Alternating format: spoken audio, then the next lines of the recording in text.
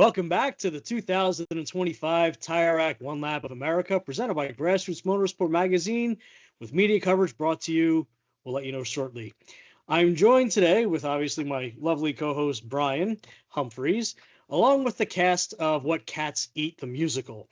Actually, these are the Cardinal Conclave, the One Lap team, and here we are with Eric, Rob, Bryan, Ryan, Scott, and Becky. So without taking too long on the intros, Eric, why don't you start and let us know who you are, how many years is this for you, and we'll go around the table. Introduce yourself.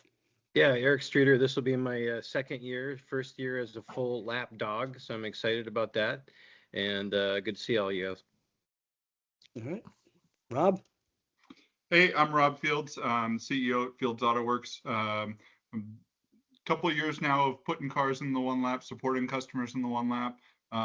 Still not driving this year, just doing media, capture some stuff for the factory and help to put these cars together for these folks. Okay, Bryan. Hey, I'm Bryan DeFries. This is my 8th one lap, 2 with Seth in my GLTC Civic, and then 5 with my dad in our C6 Corvette. So this is my third different teammate, third different car this year. Nice. Ryan? Hey, Ryan Finch here, formerly Brad, or not Brad now. So this is my second one lap, formerly the one lap 1LE team, or Chris and Ryan, now version 3.0. And that's my second one lap. Happy to do this. Nice. And Scott. Hi, my name's Scott Robertson. This is my 7th one lap. We did it 3 times in our Miata. We did it twice in Becky's Mazda 2 with the Sunday Cup crew, and last year with the Fields Auto Works Cardinal Coupe. And this year will be with another Cardinal, just a different one. Nice. All right, Becky, last but not least. Hi, I'm Becky Robertson, formerly Becky Burton. This will be my one lap also. Joining the team with my now husband in the Cardinals. Last year I did it in a ND Miata with Karen Temple. And that was fun. We liked hanging out with you guys for a while last year. But welcome everybody. This is sort of reminiscent of the Brady Bunch. I think we're just missing one on the screen here. But it's quite the crew you guys have here. So right off the bat, you're not stodgy. You're certainly serious drivers, but clearly not serious passengers, which is wonderful. So why don't you tell us a little bit about the effort this year, why you've chosen a good car, a competitive car, but you seem to be a glutton for punishment on the transits. So why that's been the case, unless Rob's decided to outfit them with some Corinthian leather and some nice creature comfort. So anybody have at it, you know? Rob. I do think that, compared to a few of the predecessors like, Jack and Vic and some of those guys who did it in the Atom and some folks who did it in, Ultimas and stuff like that. Allegedly last year, Scott and Eric can attest, but allegedly last year the transits honestly weren't all that punishing compared to some of the other cars that have been on the event. But I'll let those guys speak to that a little bit. Yeah, I have yet to do the one lap in a car that has air conditioning. Every single year has been a different form of difficulty. Mooncake has air conditioning. And Mooncake did. I forgot about that. Every year has been a struggle on the transit in some way. We've always had a very stripped out, loud car of some kind. But this was the first year where gearing was actually really good on the highway that I've had, which was delightful. So you're right. I like driving. I like driving fast and stuff. And Rob and I have known each other for a few years. And so when Eric and I decided to join forces for last year, I had known that Rob wanted to do the one lap in a car. He just wasn't able to take the entire week and do it. And I'm like, well, you have a vehicle. We have a couple guys who can go. Like, well, let's team up and do this. And honestly, it went quite well, all things considered. And we were really, really happy with how well that the Cardinal held up, considering how much that car had been through previously. And we're going to roll all that experience into this year and do even better. So, are you taking the same Cardinal coupes? I mean, what's the mix of the vehicles here this year? So the car that went last year is our original demo car, chassis 02, and that one will be one of the cars in the mix this year. Eric and Bryan will be in that car, albeit with quite a number of updates, and unfortunately a few repairs after an incident at Homestead in February. But we've got 2 other chassis that are going. So the O2 chassis got the same development body and stuff on it with those updates. The other 2 have the full production bodies with things like windows and door seals and some of that type of stuff. So certainly not the most luxurious cars ever to do the one lap, but definitely not the most Spartan either. Absolutely. Bryan, go for it. Rob, expand on that a little bit and tell us about the platform itself, because the car, when you look at it, it is a head turner. It's like, well, what is that? So kind of describe to us about the platform of the car and how the design of the car came about. Sure, absolutely. The basics of it are, under the skin, it's essentially a double wide formula car. So it's double A arm suspension, front and rear, pull rod style damping actuation. We're using a Ford EcoBoost 2.3. So that ends up with 300-ish horsepower in a 1,800 pound package, with a good amount of tire and a great weight balance. It ends up being a really quick package, especially for something you can put a street tire on and still have it behave. At the skin level, it's really inspired by some of the GT coupes of Italy in the 60s. So think your Alfa TZs, your Zagato bodied Ferraris, your Aston DP214, DP215 type cars. So that real, cam back, fastback style. It definitely has some modern downforce techniques rolled into it. It's got some modern aeros, some modern drag reduction, but ultimately it's an old school GT car look, kind of disguising a little formula car underneath. Righty. So I'm assuming, when you were in school, you weren't drawing cars just sort of as a block. You actually had some character to them, right? And I'll tell you what impressed me, just boxes with wheels, right? What impressed me last year, because I had the opportunity to kind of try and throw it around the dry skid pad at the end, and I know, Scott, you can talk about it too. You figure with a car with that kind of power to weight, you should be able to get it to step out and have some fun. But the grip is just, it's there no matter what you do. I mean, it doesn't matter where you dump the clutch, doesn't matter how aggressive you're getting with your steering angle, it doesn't matter what you're doing to try and upset it. It just kind of said no and gripped and held no matter what you did. So, I mean, speak to that a little bit in terms of the design there and maybe how you think it's going to go this year then, competitive on track. Well, credit where credit's due. Eric drove it on the dry skid pad at the end and did place P3, P5 overall. Yeah. And then he went out there to try to do a drift demo, and we're pretty confident actually ended up just going faster. Consider because it won't drift. It won't drift. You're absolutely right. Our idea last year was basically like, let's just throw all the tire under this thing and let her rip. And we were actually over tired last year. These things never got up to heat. And we're actually far too wide for the wheels that we had anyway. So a lot of the kind of play and wiggle in transitions was actually just the massive amount of tire that we had on the wheel. So we're actually going to downsize tires this year. We're going to upsize the wheels just slightly in width, and it's going to be better.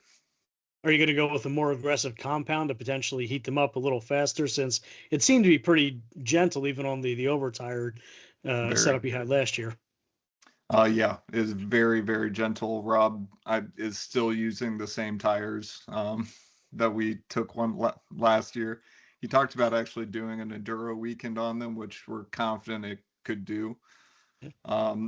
Last year we did the RE71 RS in a 275 size, and so this year we're actually going to do the same tire, mainly because of its wet and damp performance.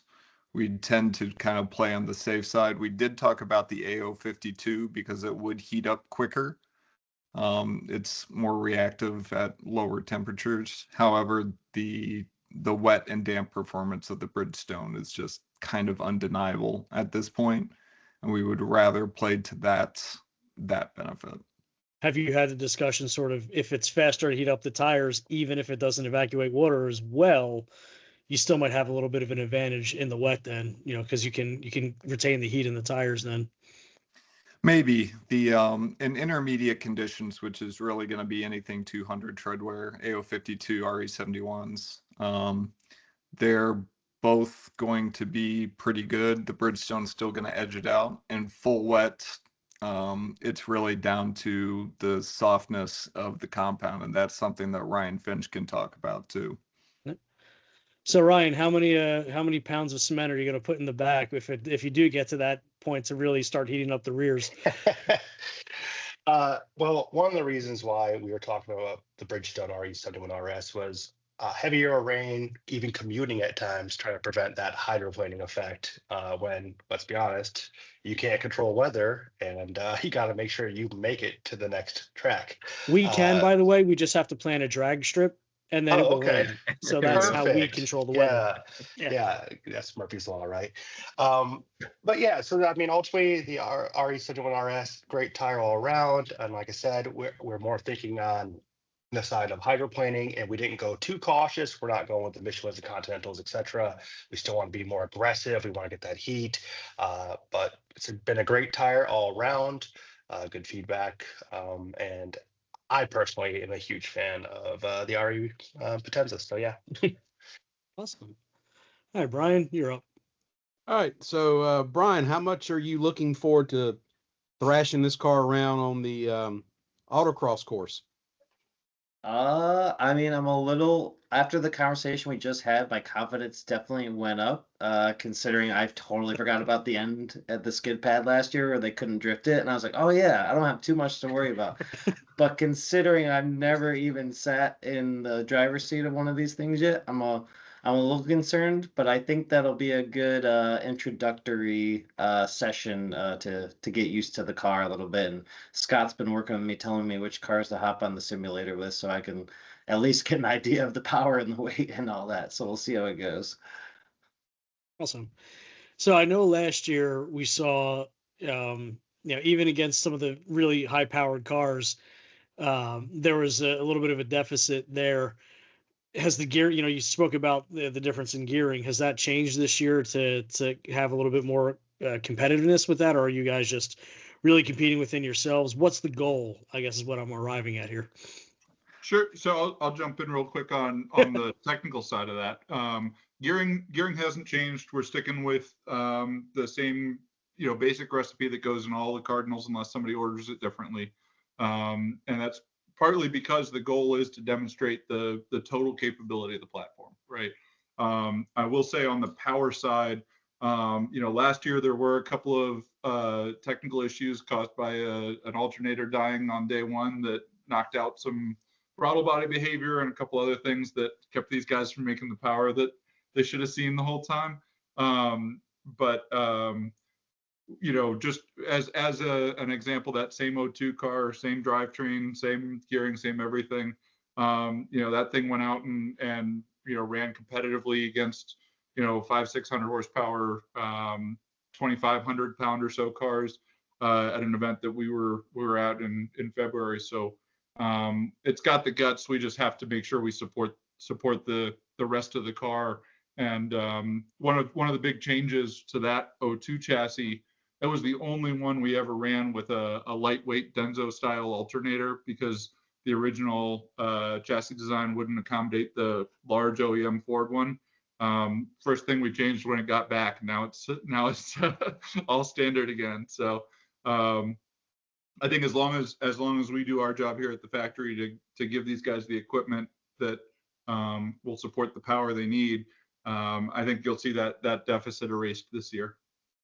So you've heard it here, folks. If there's a poor showing, it's the driver's fault, which is what Rob is saying in a very technical manner here, right? Yeah, Eric and I last year, it was clear after the alternator on the first day that something had gone wrong, but it's just very difficult on the road. Like if you've done enough one laps, that diagnosing strange issues that had never occurred before are very, very difficult. And that never happens. Yeah. And so, we figured it out on the day before Putnam last year. And so I think our showing at Putnam was probably the most indicative that morning of the car's potential. So these cars have the potential of running top 20s. And what did you get first morning session? I remember it was a very angrily driven P12. Okay. It had been a long week, and I just really wanted this car to work, and so I drove very angry, and it turned out okay, but there was a lot more time on the table. Awesome. So I'm gonna throw a question at Becky, because she's been sitting here Please. patiently with her mustache, which is lovely. So last year, your co-driver, obviously, wonderful, wonderful lady, who is Bryan. Is she coming back this year, or is she just is she going to be following along? Or I haven't looked at the entry list to check, so I'm ill prepared on that one.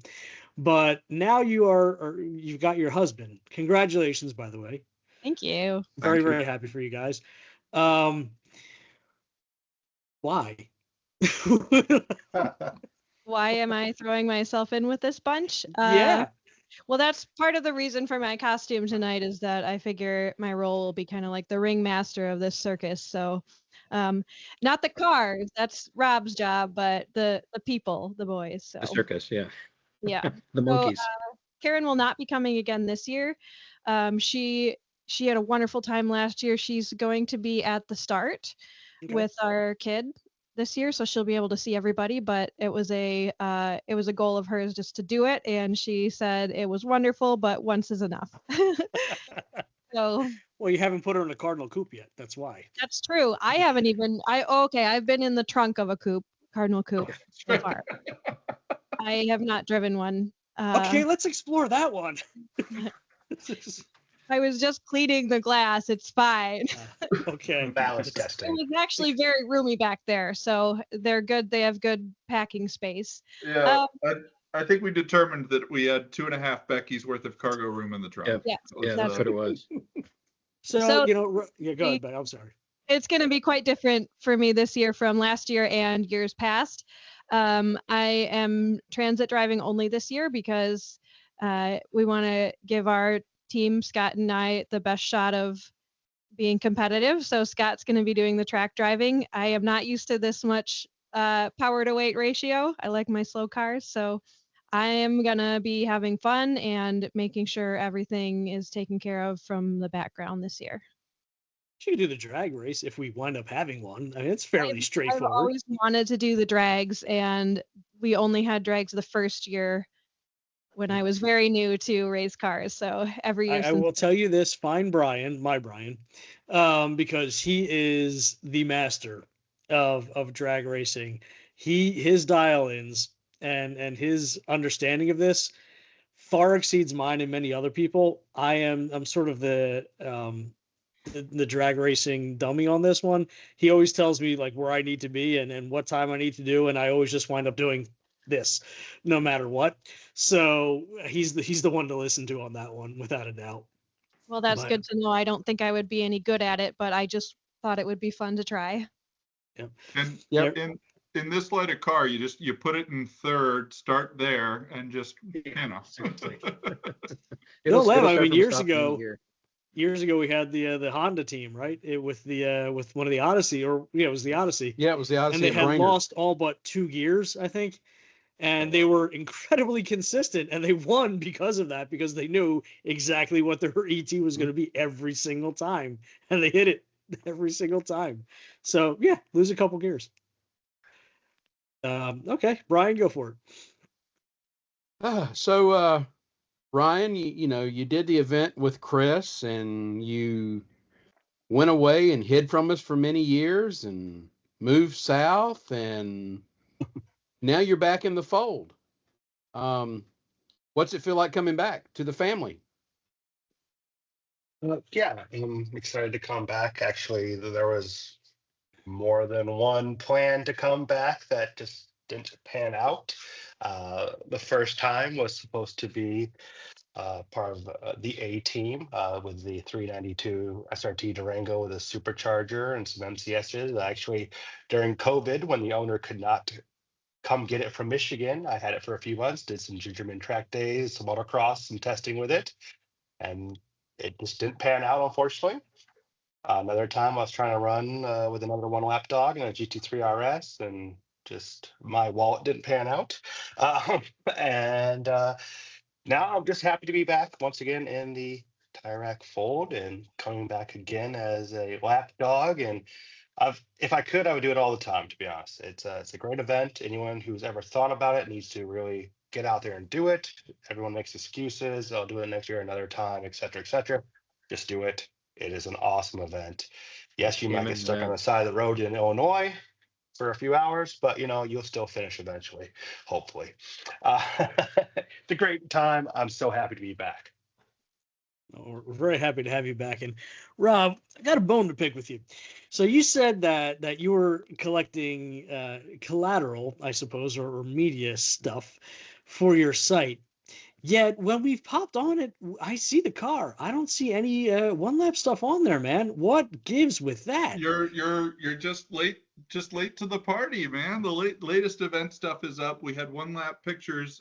Especially there was one really good one that actually I think Bryan took, that was on the site for I think 3 or 4 months. That we've been.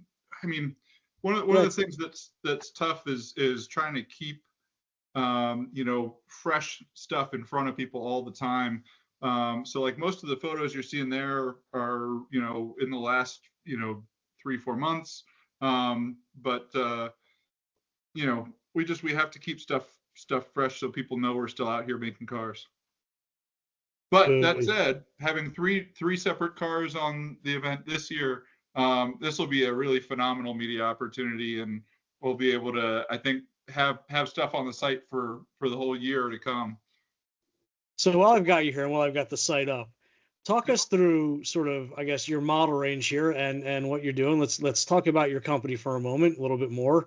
So sure. I see you've got quite a disparate, a difference in cars here. So talk us through the two here, and then you've got the third, which isn't on here, but it's TRZ. Yep, the TRZ there. So basically we have two chassis, the Series 100 chassis and the Series 200 chassis.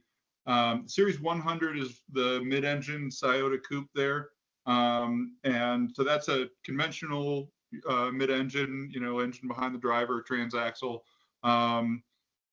That's really a, hey, I want to go run with, prototypes, hypercars, high-end supercars, but you don't want to pay $20,000 every time you do brakes on the car. You don't want to have a crew of people following you around. So it's meant to be the ownership experience of a, kind of a normal high-end track-oriented car. Think some of the German and Italian supercar manufacturers, but with the performance of something dedicated like an LMP type car, and the option of street legal if you want to go that route. The Cardinal and TRZ are built on the Series 200 chassis, front engine platform, but still that double A arm, full roll cage built into the structure of the car. And trying to provide that supercar level of performance, but kind of certainly not entry level sports car pricing, but not much beyond that. Very cool. Well, it's certainly a very cool car. And so, what is the TRZ effectively then? So on that one, the TRZ really is the same mechanical package that has brought us all the success of the Cardinal, just with a different roadster style body on top instead of the Cardinal body. So it's the same center section, the same subframes, the same suspension design, the same drivetrain packages.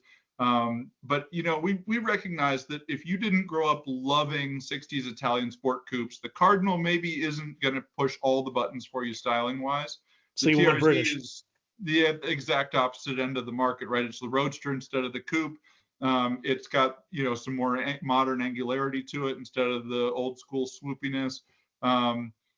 Short overhang close to the wheelbase instead of the long overhang nose and tail of the Cardinal. So just really trying to reach folks who maybe want something aesthetically different, or a open versus closed top experience that's different from the Cardinal. But all the we've got so much good press on the chassis, the drivetrain, the way the car handles and drives. We want to offer that to a different part of the market. Absolutely. I mean, it kind of looks like a Weissman met a Polaris, and they had a love child on that one. So certainly, it's a cool looking car there. So as we're starting to get into the end phases of the interview here, any charities you guys are working with, and sort of the goals again that you're looking for this year. So I want a number, I want a range from each of the teams here where you're playing to end up here. Eric gets to go first. Oh, I get to go first. Okay, yeah. So, yeah, I'm gonna say top 20. Maybe slightly below that, 15 to 20. I'd be really, really happy with, depending on how things go. I think the car is definitely capable, and I think it showed that in a couple events where we had full power and maximum drive and all that stuff. So yeah, that's kind of where I'd like to be personally. Okay. Next.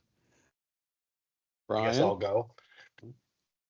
So, since I've done one lap before and ended up in the top 10, might as well shoot for that goal again, even though it's a lofty one given the fact that my teammate, who's not here tonight, has never even sat in the car, let alone driven it.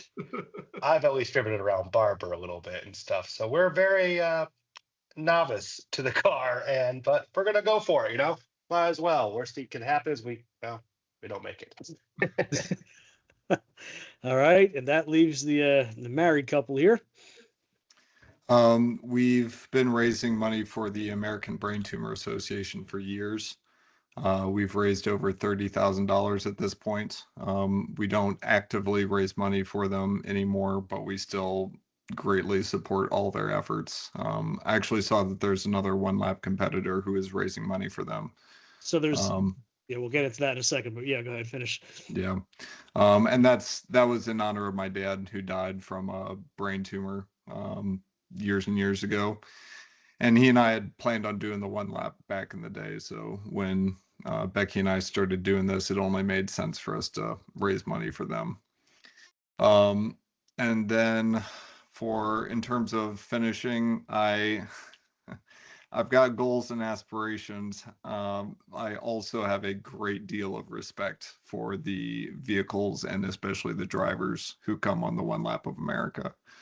Top 10 seems extraordinarily lofty to me.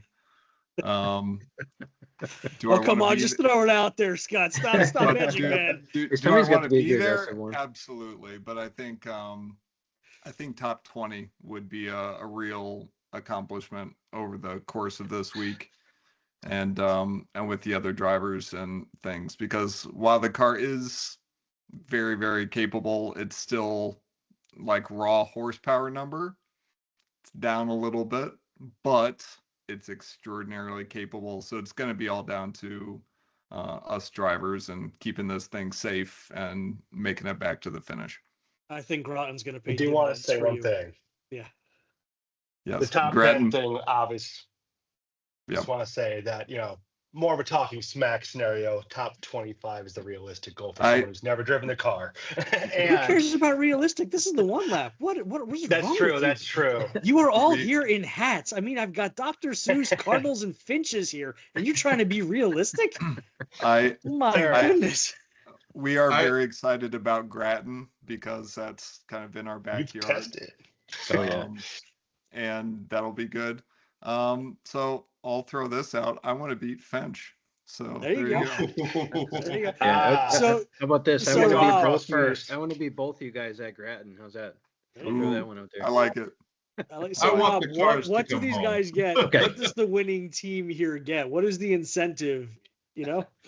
Yeah, we're Ooh. gonna have to talk about that. We haven't. I mean, Brock just texted me yesterday, making sure that we're bringing 3 cars. So I mean, we're guaranteed a trophy, which is pretty dope. Yep. Oh yeah. I think the Cardinal Conclave Cup will have to be a separate. I Well, like that. I would certainly call this special construction, without a doubt, looking at the screen in front of me. And I'm not talking about the cars, but that's, without a doubt, definitely a thing here.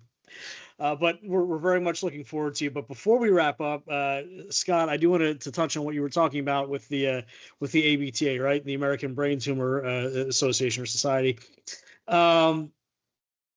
They do have another entry, and it's one that you might want to actually get involved with this year.